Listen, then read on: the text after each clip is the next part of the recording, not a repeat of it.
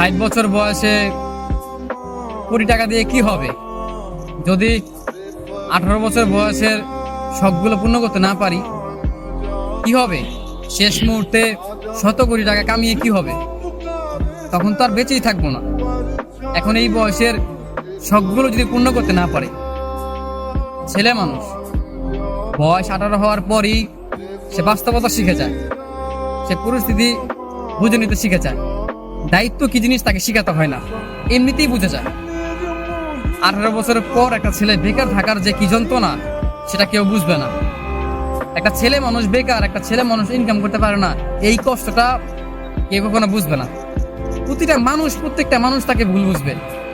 অথচ শেষ বয়সে এসে 100 কোটি টাকা দিয়ে কি হবে? আমার এই 18 বছর বয়সের যেই স্বপ্নগুলো, যেই শখ আহ্লাদগুলো, আমি তো সেইগুলোই পূর্ণ করতে পারলাম না। জীবন তো 18 বছরে এসেই থেমে গেছে। মনে হয় না যে সামনে ভালো কিছু হবে, তারপর নতুন করে স্বপ্ন দেখি যে জীবনে ভালো কিছু করব। অথচ 18 বছরটা পার হতেই এখন মনে হচ্ছে যে জীবনটা এখানে থেমে গেলেই ভালো হয়, আর সহ্য হয় না। এত কষ্ট, এত যন্ত্রণা, এত চোখের সামনে বারবার ভেঙে পড়া, এগুলো সহ্য হয় না। একটা ছেলে জানে, বিশ্বাস করেন ভাই, একটা ছেলে জানে যে কষ্টগুলো মানে দেখে। বয়স 18 হয়ে গেছে, তার ইনকাম নাই, তার স্বপ্ন পূরণ নাই, তার শখ আল্লাহ সব মিশে যায়, মানে সব ভেঙে যায়, চুরমার হয়ে যায়। এখানে তার কত কিছু হয়। আর একটা 18 বছর পর একটা ছেলে মানুষ, বিশেষ করে তার সবচেয়ে শখের যে জিনিসটা হয় সেটা কি জানেন ভাই? সেটা হচ্ছে একটা মেয়ে মানুষ। হ্যাঁ, টাকা পয়সা হিসেবে পরে আসে, কিন্তু একটা মেয়ে মানুষের প্রেমে সে পড়ে। একটা ছেলের বয়স যখন 18 বছর পার হয় না, তখন সে একটা মেয়ের প্রেমে পড়ে। এখন 60 বছর বয়সে গিয়ে ভালোবাসা থাকবে, কিন্তু সেই বয়সটাকে থাকবে আর থাকবে না। 60 বছর পরে গিয়ে যদি আমি 100 কোটি টাকা পাই বা শখের মানুষকে পাই, তখন কি লাভ হবে? বাঁচবই বা কয়দিন? মানুষ বাঁচি বা কয়দিন?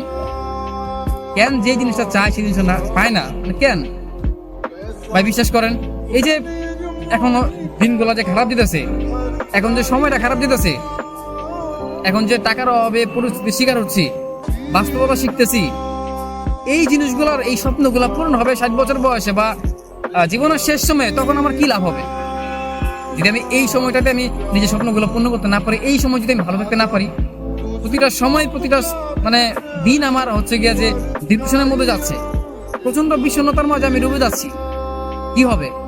কি হবে আমার সেই দিনের ভালো দিনগুলো দেখে?